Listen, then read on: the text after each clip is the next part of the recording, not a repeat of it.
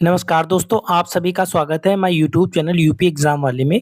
दोस्तों आज के वीडियो में बात करें यूपी ट्रिपल एससी पेट एग्जामिनेशन 2026 जिसका एप्लीकेशन 3 अगस्त 2026 से स्टार्ट हो गया है। लास्ट डेट की अगर दोस्तों बात करें 1 सितंबर 2026 इसकी लास्ट डेट है। और दोस्तों करेक्शन की डेट की अगर बात करें, यदि आपके फॉर्म में कोई त्रुटि हो जाती है तो 8 सितंबर 2026 तक अपडेट कर सकते हैं।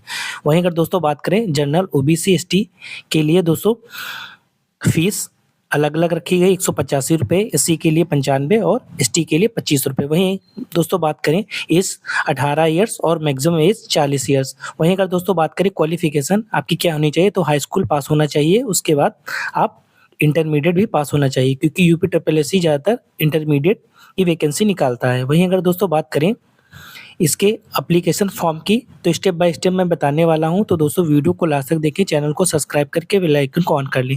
जैसे उस पर क्लिक करेंगे तो कुछ इस तरीके का सेक्शन आपको दिखाई देगा। यहाँ पे सबसे लास्ट में अप्लाई वाले सेक्शन में आपको क्लिक करना है। जैसे ही अप्लाई वाले सेक्शन में क्लिक करेंगे तो उसके बाद में कुछ इस तरीके का पॉपअप खुल के आ जाएगा। तो लास्ट में आपको जैसा कि बताया जा रहा है, ये क्लिक पे आपको कंटिन्यू करना है। जैसे ही इस पे कंटिन्यू करेंगे तो आपका ओटीआर नंबर मांगेगा। ओटीआर नंबर चूँकि मैंने पहले ही भर रखा हुआ है, इस वजह से इस वीडियो में ओटीआर से मैं अलग वीडियो बना दूँगा। इस वीडियो में केवल पेट फॉर्म एप्लीकेशन भरना सिखाया है। वहीं पर इसमें स्टेप बाय स्टेप करेंगे। इसमें मोबाइल नंबर डालेंगे, जैसे मोबाइल नंबर डालेंगे तो ओटीपी का वो आ जाएगा। तो ओटीपी के लिए अपने फ़ोन में ओटीपी देख लेंगे, तो ओटीपी इसमें इंटर करनी है। जैसे ही ओटीपी आप इंटर करेंगे उसके बाद में आपको कैप्चा कोड डालना है। जैसा कैप्चा कोड लिखा हुआ है हूबहू उसी तरीके से डालना है। यदि आपने कैप्चा कोड में कोई मिस्टेक कर दी तो आपका जैसे ही इंटर करेंगे तो एरर बताएगा। जैसा कि इसमें कैप्चा कोड डाला जा रहा है, आपको इसी तरीके से ही डालना है। बिल्कुल घबराने की ज़रूरत नहीं है। फॉर्म को फिल करते समय विशेष त्रुटि का ध्यान रखें। लॉगिन करेंगे, जैसे ही लॉगिन करेंगे दोस्तों तो आपने देखा कि कैप्चा कोड में मैंने कहीं मिस्टेक कर दी या अपने वन टाइम पासवर्ड में मिस्टेक कर दी, तो दोबारा से डालेंगे। जैसे ही दोबारा से डालेंगे तो ऑप्शन खुल के कुछ इस तरीके का आ गया दोस्तों। जैसा कि मैंने फॉर्म को ओटीआर में जैसा भरा हुआ था वैसा सेम ओटीआर का इसमें कॉपी हो गया है। आप इसमें मिलान कर लीजिए कि कौन-कौन से सेक्शन में आपको बदलाव करना है। जिस सेक्शन में आपको बदलाव करना है उसमें आपको ऑप्शन खुल के आ जाएगा। जिसमें बदलाव नहीं करना है वो पहले से ही फिल होगा। आपको बदलाव करने के लिए कौन-कौन से ऑप्शन आएँगे मैं आपको बता दे रहा हूँ। आपका नेम, फादर नेम और आपकी डेट ऑफ बर्थ, आपका birth place, mobile number, email ID पहले से ही ओटीआर में फिल है, तो आपको वो बिल्कुल भी नहीं भरना है। उसके बाद में आपका पैन कार्ड यदि वो दिखाई दे रहा होगा, पैन कार्ड को भी आपको ओटीआर में ही दिया गया होगा, तो ओटीआर में आपने भरा होगा। आपको परमानेंट एड्रेस यदि आप चेंज करना चाहते हैं तो चेंज कर सकते हैं, नहीं तो जो ओटीआर में आपने परमानेंट एड्रेस भरा हुआ था उसी को रखेंगे। आपकी क्वालिफ़िकेशन की अगर बात करें तो क्वालिफ़िकेशन में यहाँ पर आप ऐड कर सकते हैं क्वालिफ़िकेशन और, तो आपको क्वालिफ़िकेशन पर क्लिक करना होगा। आपका हाई स्कूल की डिटेल दी हुई है, आपको इंटरमीडिएट की डिटेल पर यहाँ पर क्लिक करना है। जैसे आप क्लिक करेंगे तो कुछ सेक्शन फिल करने के लिए आएगा इंटरमीडिएट का, वहाँ पर आपको क्लिक करना है। जैसे ही क्लिक करेंगे तो सेक्शन खुल के आ जाएगा। आपको लिखना है वहाँ पे उत्तर प्रदेश। जैसा कि इसमें स्क्रॉल करके जैसे ही उत्तर प्रदेश लिखेंगे तो आपको ऑप्शन पहले ही नंबर पे आ जाएगा, नहीं तो स्क्रॉल करके आप देख सकते हैं। जैसा कि Uttar Pradesh board of high school and intermediate education पर आपको क्लिक करना है यदि आप उत्तर प्रदेश से हैं, जैसा कि वीडियो में दिखाया जा रहा है। उसके बाद में आपको पासिंग ईयर फिल करना है। पासिंग ईयर जो भी हो आपका वो फिल कर देना है। पासिंग ईयर फिल करने के बाद में आपको रोल नंबर डालना है। सावधानी से आपको रोल नंबर देख लेना है। रोल नंबर फिल करने के बाद में आप जैसे ही परसेंटेज पे क्लिक करेंगे तो आपके नंबर वाला सेक्शन खुल जाएगा। नंबर वाला सेक्शन खुल गया। आपको ऑप्शन मार्क बताने हैं जितने आपने प्राप्त किए हैं। टोटल मार्क्स में जितने आपने प्राप्त किया है उसको डालना है। सारे डॉक्यूमेंट्स आपके सामने होने चाहिए, वरना फिल करने में आपको प्रॉब्लम हो रही है, जैसा कि वीडियो में दिखाया जा रहा है।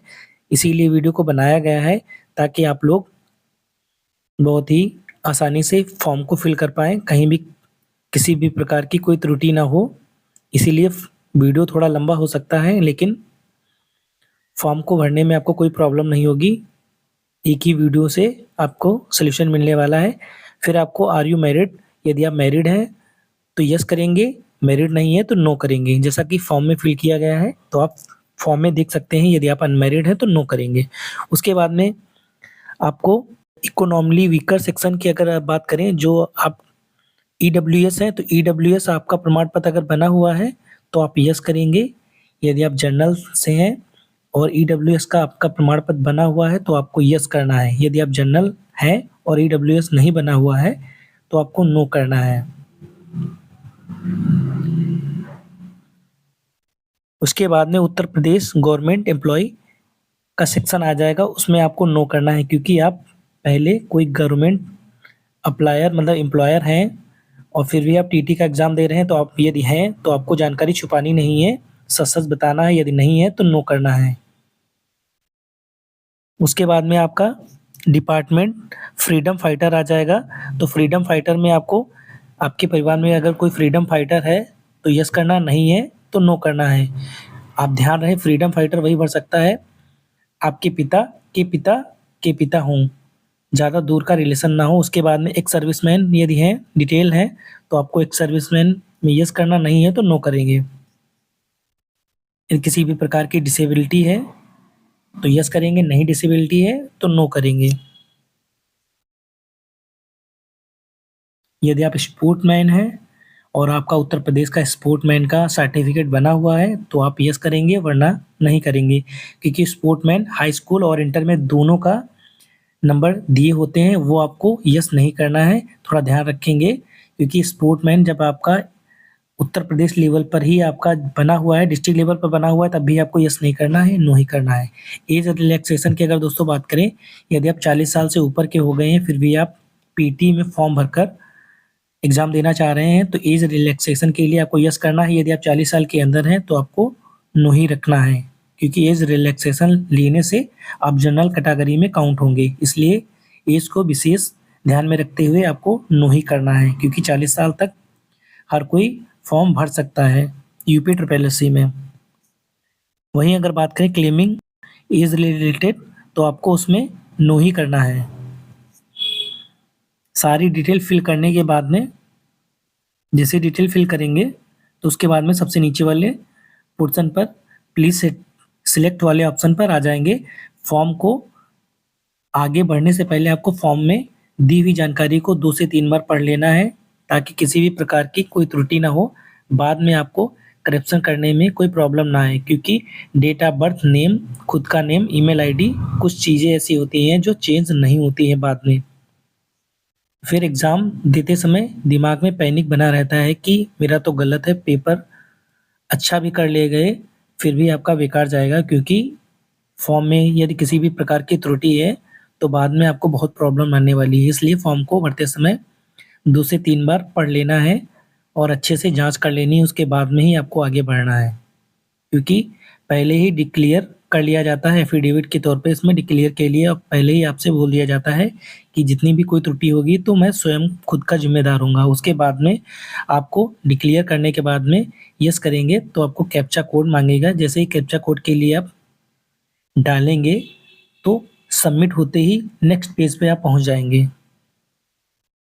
जैसा कि वीडियो में दिखाया गया है। दोस्तों, वीडियो को बनाने में काफ़ी मेहनत लगती है, तो चैनल को सब्सक्राइब करके बेल आइकन को ऑन कर लें, ताकि ऐसी ही जानकारी आपको मिलती रहे। जैसा कि मैंने पहले ही बताया है कि आगे बढ़ने से पहले आपको चेक कर लेना है अच्छे से, ताकि कोई त्रुटि ना हो यदि फॉर्म खुद से आप भर रहे हैं। सबमिट कर देंगे।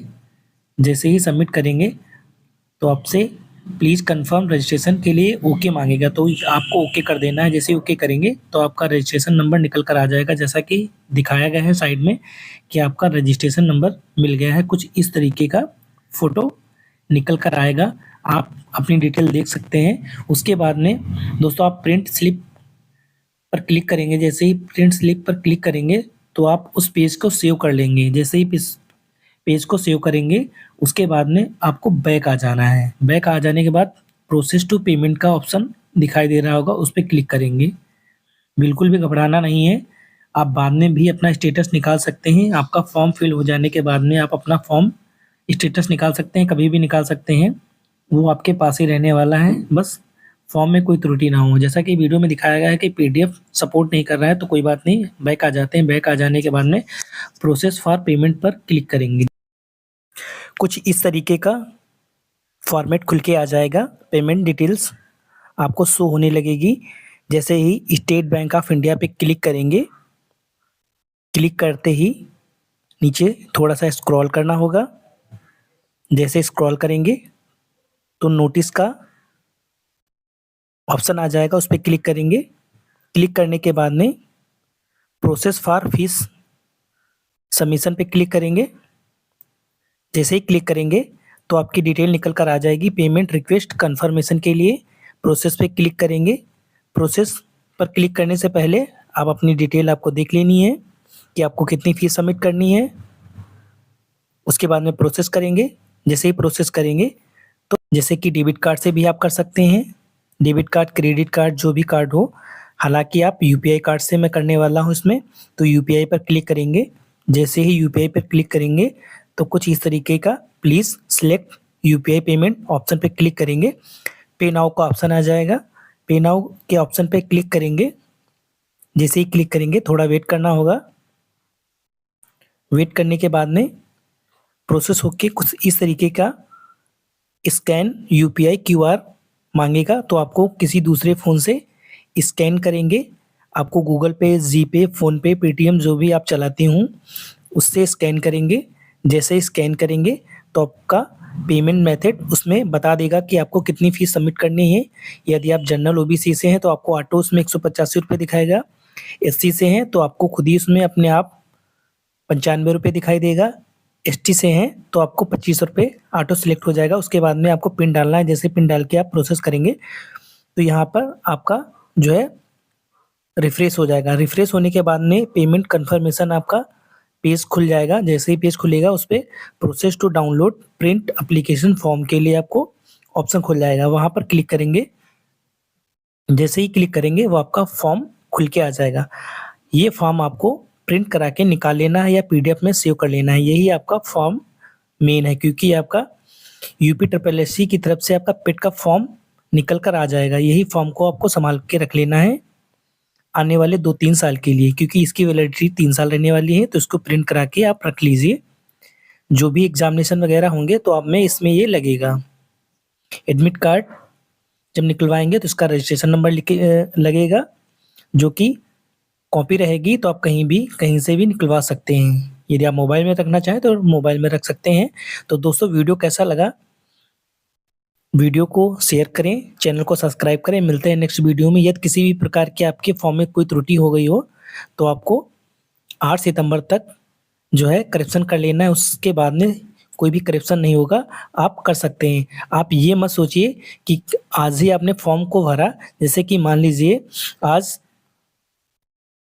10 अगस्त की तारीख है, आपका फॉर्म भरने में कोई त्रुटि हो गई तो आप ये मत सोचिए कि मैं सितंबर में ही उसे करेक्शन कर पाऊंगा। आप आज ही से करेक्शन कर सकते हैं, मतलब कि 8 सितंबर की तारीख तक, उससे पहले पहले आप करेक्शन किसी भी टाइम कर सकते हैं, ठीक है। हालांकि फॉर्म को मैंने फिल करते समय इतनी सावधानी बरती है कि आपको कोई भी प्रॉब्लम का सामना नहीं करना पड़ा होगा। फिर भी कोई त्रुटि हो गई हो तो आपको करेक्शन कर लेना है। दोस्तों वीडियो को शेयर करें, चैनल को सब्सक्राइब करें। मिलते हैं नेक्स्ट वीडियो में नई न्यूज़ के साथ। जैसा कि वीडियो में दिखाया गया है कि पीडीएफ को सेव कर लेनी है और बाद में आपको प्रिंट निकलवा लेना है। Thank you.